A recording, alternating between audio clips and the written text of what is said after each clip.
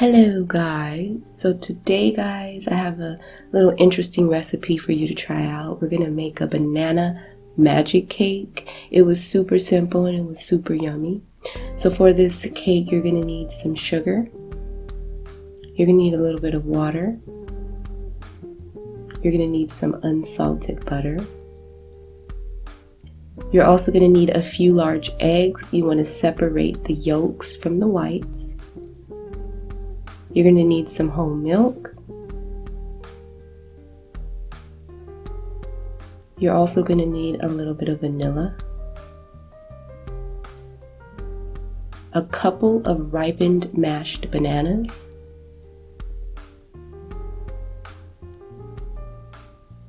you're also going to need a couple of tablespoons of brown sugar, and some all-purpose flour. So I had a couple of bananas that were going bad and I looked this recipe up. I found it on Pinterest and it was pretty good, you guys. So I wanted to share it. It was interesting. It was something I had never seen before. So here I have my egg whites already separated from my egg yolks. And what we're going to do is we're going to beat our egg whites until they're nice and stiff. So I'm going to go ahead and use my stand mixer. I'm not a fan of using my stand mixer. I don't know, I just feel like I'm not doing anything when I use it to bake. I like the handheld mixer, but if I have to whip egg whites, I definitely will use it. So we're gonna whip our egg whites until it's a nice stiff peak.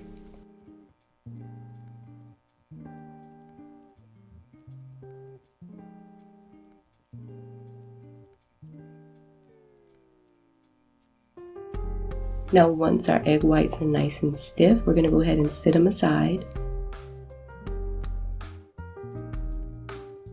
So next I'm going to take both of the sugars, the brown and the white sugar, and then I'm going to take my egg yolks and I'm going to mix it together until it's nice and smooth and a pale yellow.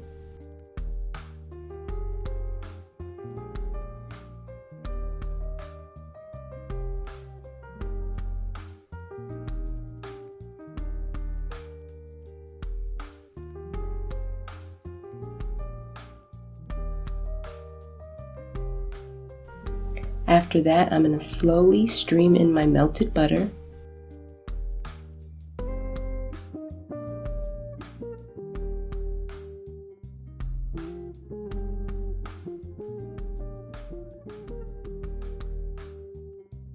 I'm going to add in that water.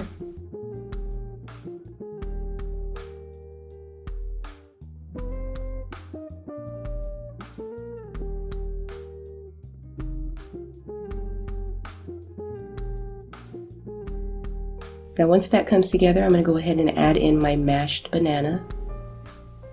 I used maybe 1.5 bananas.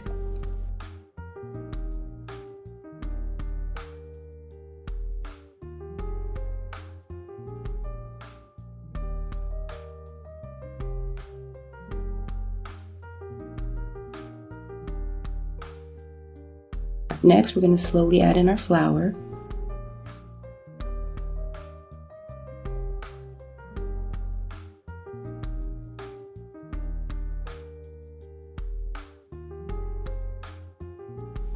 You always want to make sure you scrape your sides down and then continue to mix so all those ingredients can get in there. And I'm going to add in my vanilla.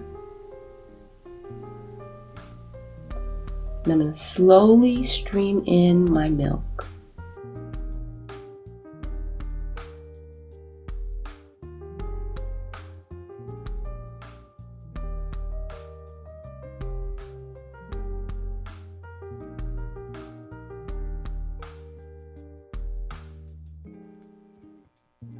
Now this isn't going to be a thick batter at all. It's going to be pretty thin and watery.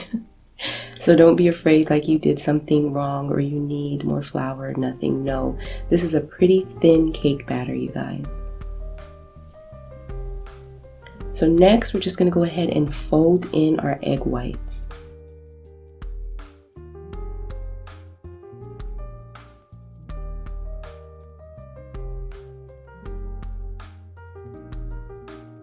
Now once you fold in your egg whites, the batter is not going to be totally smooth. You will have a little bit of pieces of lumps here and there, and that's totally fine. As long as they're like pea-sized lumps, you're good. So here I have an 8x8 baking pan, and I lined it with parchment paper just so it would be easier to lift the cake out. You're going to go ahead and pour your batter in your pan. And then we're going to bake this at 325 for 40 to 50 minutes. I say check it at 40 because I did overbake it by 5 minutes. I don't know what's going on with my oven, but I feel like I overbaked it by a few minutes, but 30 to 40 minutes, 30 to 45 minutes. So next we're going to go ahead and sift on a little bit of powdered sugar. You guys, this is so good. Like I said, I overbaked it by 5 minutes.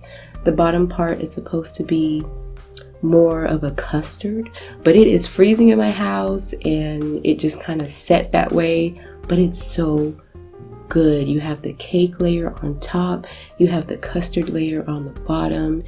Girl, it's really, really good. It will go perfect with a cup of coffee or even some hot chocolate. You should really give it a try. Yum.